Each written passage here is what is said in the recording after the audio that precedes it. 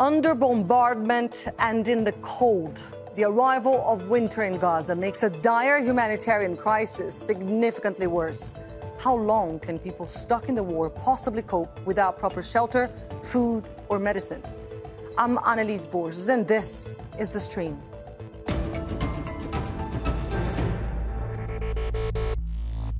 أنا بحب الشتاء والمطر كتير بس هاي السنة أول سنة بتمنى ما يجي المطر ولا الشتاء. شوفوا كمية المطر اللي بتنزل على الناس، شوفوا.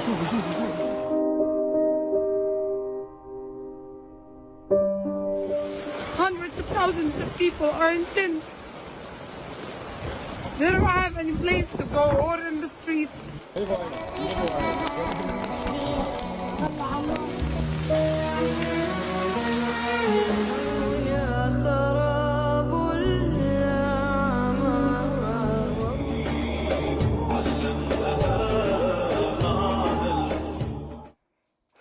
People carrying the bodies of their loved ones through flood waters. Children drenched and barefoot. Families huddled around campfires, struggling to stay warm. Just some of the sights we're seeing out of Gaza this winter. Just when we thought it couldn't get any worse, cold, wet weather is bringing even more misery to hundreds of thousands of people. Over 80% of the population in Gaza is currently displaced, and international NGOs are warning the death toll from disease could surpass that from fighting and airstrikes. To help us get a better understanding on just how difficult things are likely to get, we have joining us today Riham Jafari from ActionAid, Youmna ElSayed, a journalist who very recently evacuated from Gaza alongside her family, and Dr. Mads Gilbert, a Norwegian physician who has worked extensively with medical teams in Gaza as a volunteer at Al-Shifa Hospital. Thank you all so much for joining us today. We are very grateful for your time. Youmna, I would like to start with you, if that's okay. How difficult have the past few months been for you, not as a journalist, but as a woman, as a mother? Honestly, Anelise, this war has been nothing like we have encountered or experienced before. I mean, I've covered other wars. I've covered several conflicts in the Gaza Strip. But this war was so much different because when we say there was no safe place, we meant that in the literal word or the literal meaning of the word, that there is no safe place anywhere that we could go to. I had to evacuate many times with my children from place to another, looking for a place that could be relatively safer than the previous place. The living conditions that quickly and rapidly exacerbated on the people living in the Gaza Strip. The lack of water, the lack of electricity, the lack of connections, the lack of internet, the lack of drinking water, and then the acute shortage of food.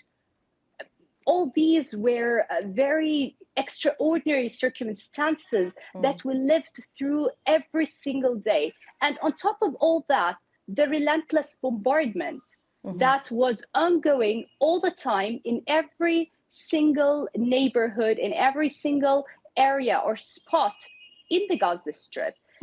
No place was safe. Hospitals, UNRWA schools, residential neighborhoods, nothing was safe. What were your children telling you in the midst of all this? Were they telling you, Mom, we're hungry, please, can we stop moving around? What were they saying to you?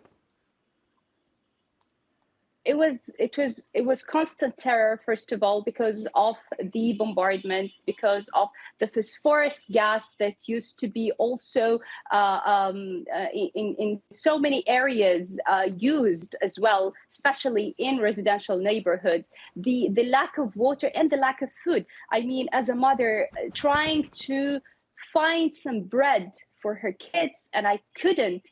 For so many hours and sometimes for days as well, that was really unbearable. I mean, for me to find that my 5-year-old is hungry and I can't find her a piece of bread to feed her, or I can't find some water, For one of the days, Anelise, we spent an entire day with an entire night, 24 hours, with just one small bottle of water. For all We of you. literally, the 6 members of us, we took sips from that bottle of water because we did not want it to finish before we could find another one. And that's drinking water. That's like the simplest necessity of a human being. The most basic stuff. And again, I can't even begin to comprehend what you went through. Dr. Gilbert, you know Gaza very well. You've been there several times. How difficult, how much more difficult are things likely to get now with these multiple crises compounded? We've been talking about the bombardment, we've been talking about the lack of food and medicine, but now there's winter and there's cold and there's rain. How much more dangerous and difficult are things going to get? Well, it's going to be much more difficult. It will be an unbearable avalanche of human suffering, which is 100% man-made, unfortunately.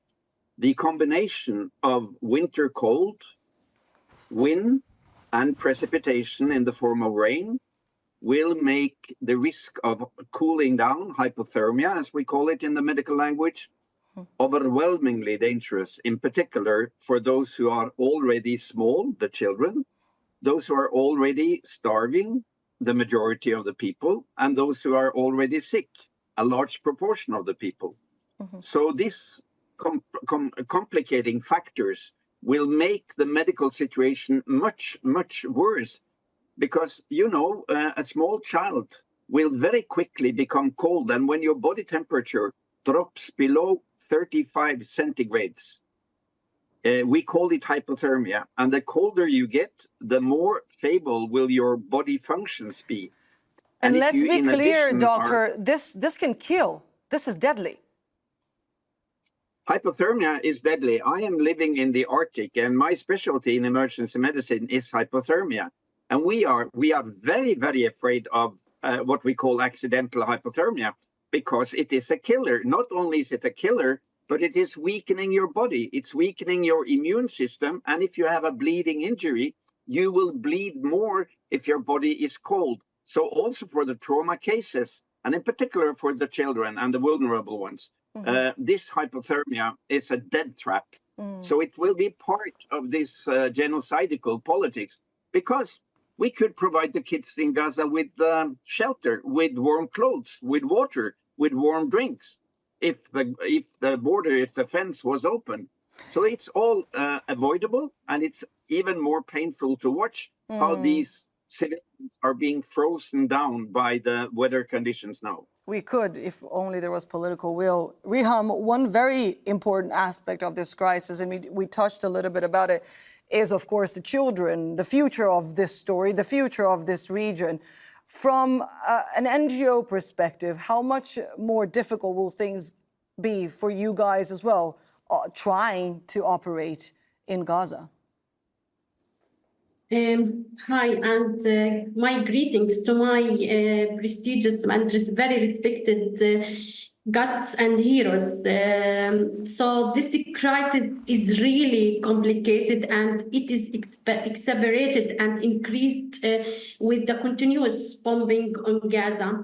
Usually winter is a welcoming gust for Palestinians. Palestinians every year pray for winter to come early, and they waited for a long time. But this year, that's never happened. And they do not wait winter because of the crisis of refugees and internally displaced people. So around 1.9 million people are displaced in UN shelters and in tents and in schools and in hospitals. And with lack of winter items, with warm clothes, with jackets, with mattresses, with blankets.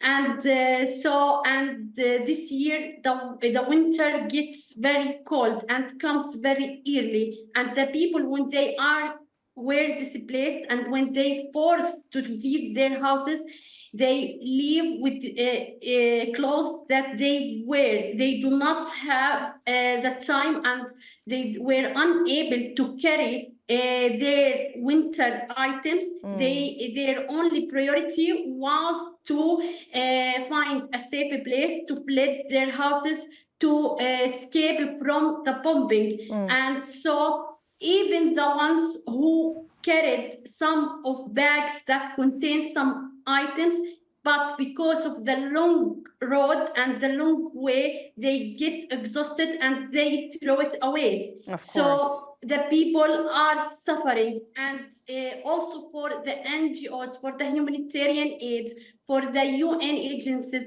cannot provide all the winter items due to the total blockade imposed on Gaza and the limited amount of humanitarian aid entered to Gaza. And so it is indeed a very bleak picture that you paint, and we're going to get onto the whole distribution of aid a little later on. Dr. Gilbert, I imagine you want to weigh in? Is that, you signal something to me? You want to weigh in on here? If we compare the situation in Gaza now with the recent earthquake in Turkey, where we saw pretty much the same, people have lost their homes, not to bombing, but to a natural disaster. And they are freezing, it's cold, it's winter. And then you see this massive international relief operation coming from all parts of the world, with tents, with blankets, with food, with warmth, everything.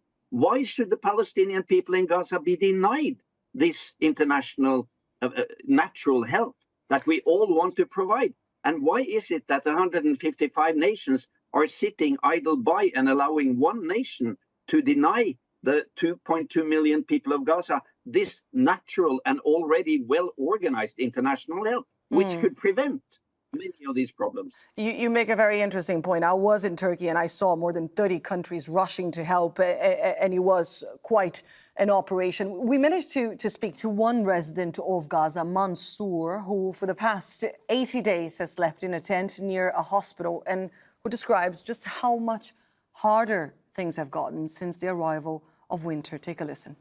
Even though we have temporary tents, they still leak a lot, right? So even so, when there's heavy rain, it's still all of our stuff, our mattresses, our electronics, they get covered in water. And personally, myself, I had to replace a lot of them over the last couple of days.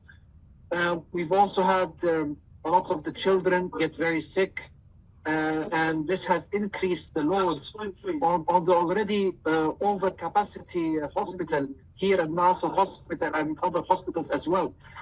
There are also fears of pandemics spreading.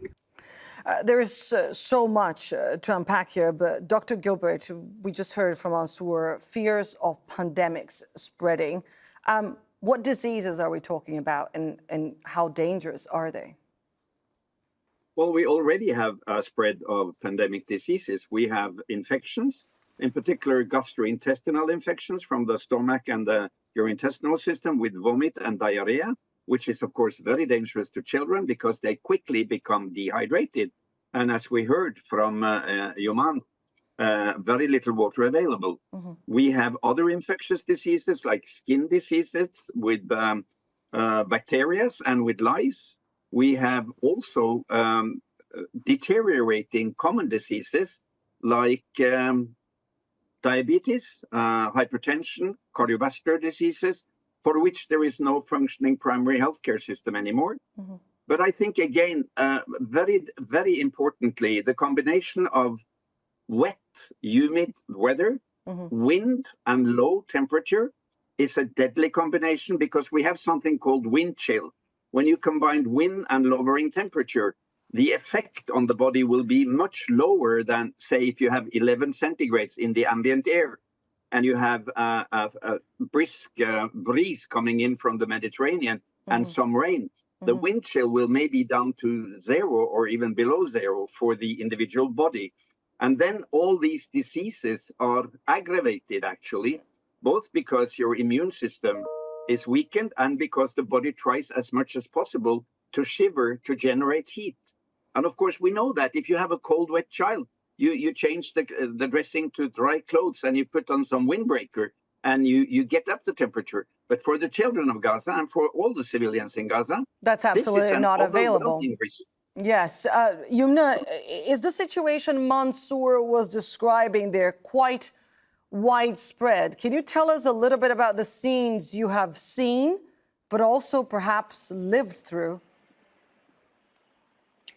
First of all, I visited those tents very most frequently in times when I was reporting in the Gaza Strip, Al-Mawasi area, which Israel has continued to designate as a humanitarian safe zone for Palestinians. We have visited these areas many times. I've seen the people there. The tents that the people live within are either thin canvas tents or plastic sheet, thin plastic sheet tents. The tents are placed on sand, which with water turns into mud. They have no aid reaching them at all because UNRWA does not find it safe for its staff to even send its staff to these areas because of the constant bombardments. So these people who are living in these areas, and again, we're talking about a 14-kilometer long area, which is Al-Mawasi, and only about 1 kilometer wide.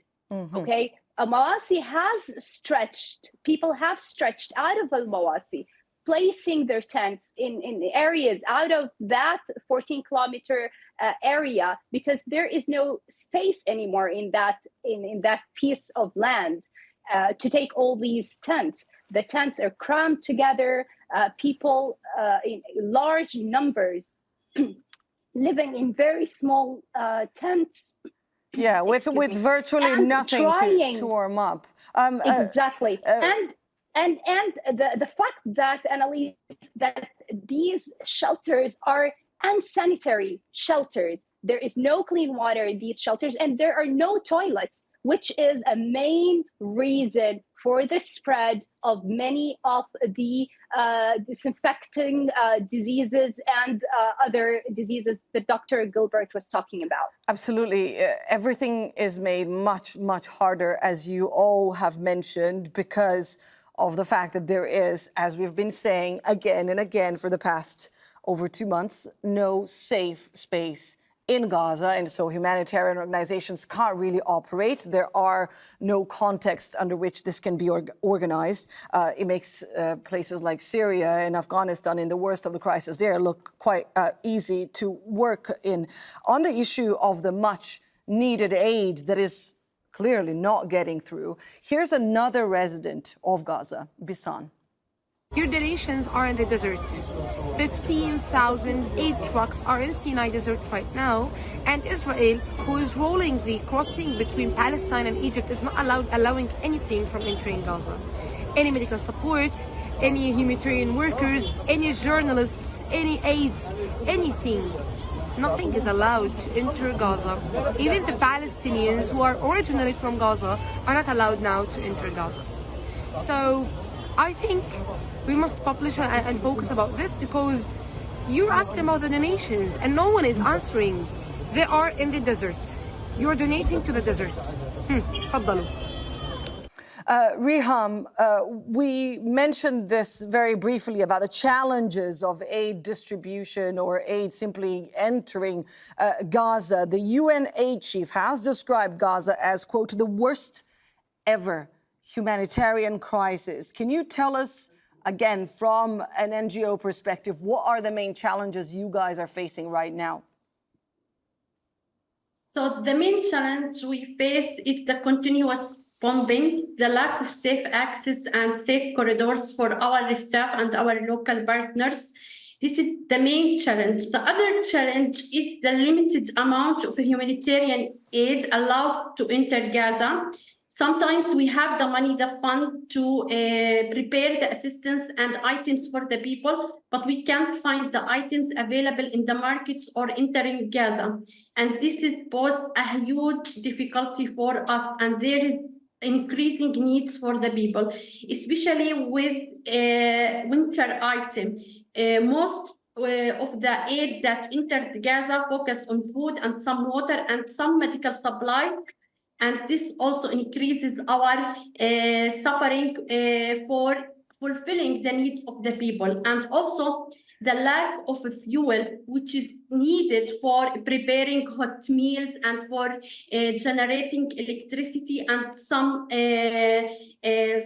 cooking gas that need for to cope with winter. You know, the people, the children in winter and the families prefer to have hot drinks, hot food, but this cannot be available in Gaza with the lack of fuel. Some people try to burn some waste, some unhealthy, some plastics to do their foods, and they sometimes depend on canned food, which is unhealthy, and also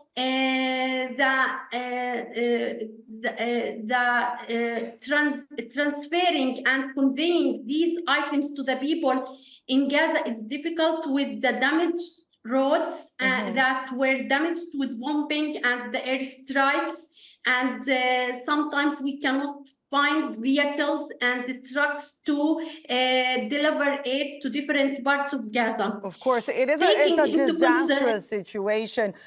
We're approaching the end of the show here.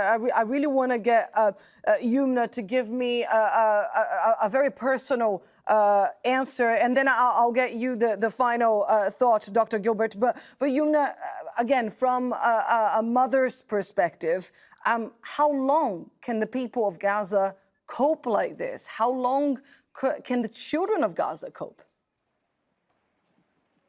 The living conditions that people are living in Gaza now are extremely unbearable for any human being. People are forced to cope because they have no other choice. They're not coping. There is a reality that is imposed on them, and they're just trying to survive like we were trying to survive. At the end, I made it clear for my kids, guys, when there's no food, I have no option. We have no option except to wait. For a child, he just he knows that there is no alternative.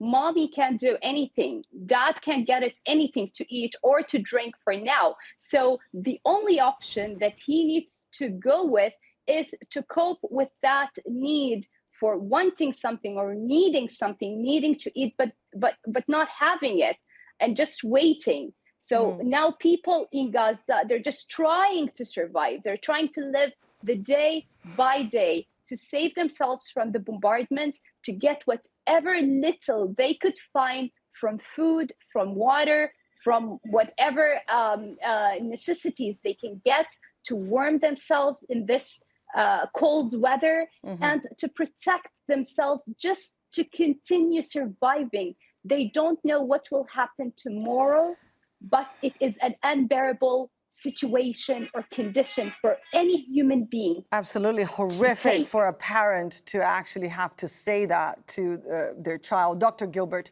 your take here, how long can people there cope? I don't know, and I totally subscribe to what Youmna said about the unbearable situation. Look, this is a man-made situation. It can be reversed in hours. The trucks are standing in El Arish at Rafah. The world is waiting to get in, and there is one state with the support of another state who is allowed to use these weapons of mass destruction, which hunger, thirst, and cold actually are. They are weapons of mass destruction, and they are illegal. And also collective punishment, which we see every day, is illegal. Why is this going on? Why is this continuing? And even given all the fantastic, heroic work by Palestinian healthcare workers and volunteers in Gaza, we need to get in there. I've been waiting for 8 weeks myself to get in with a team. And we have to address the core fundamental problem, which is the denial of access to Gaza by the state of Israel, the occupying force, and with the support of the United States. Until that is resolved, people of Gaza will be dying avoidable death from cold, hunger, diseases, and bombing. Dr. Gilbert, thank you so much for that. We're going to leave things here on the note that all this can be stopped. Dr. Gilbert, Youmna, and Riham, thank you so much for joining us here on the stream today. And of course, thank you for watching. As per usual, we look forward to your feedback and your suggestions. You can use the hashtag or the handle AJStream and stay in touch with us on social media. Take care, and I'll see you soon.